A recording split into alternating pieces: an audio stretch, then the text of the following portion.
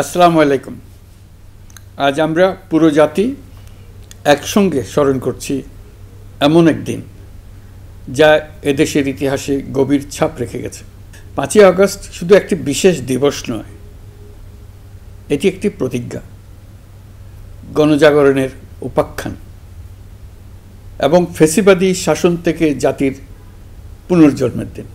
আজ আমি গভীর শ্রদ্ধার সঙ্গে স্মরণ করছি 1971 সালের স্বাধীনতা যুদ্ধের সকল বীর মুক্তিযোদ্ধাদের, যাদের আত্মত্যাগে আমরা পেয়েছি স্বাধীন সার্বভৌম বাংলাদেশ।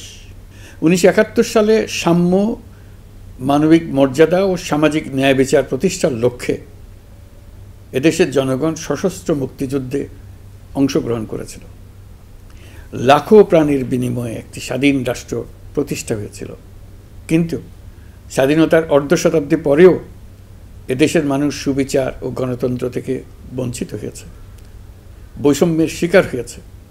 2024 সালের উত্তাল জুলাই ছিল বাংলাদেশের ইতিহাসে এক সংকটময় অধ্যায়, 16 বছরের পুঞ্জীভূত ক্ষোভের বহিঃপ্রকাশ।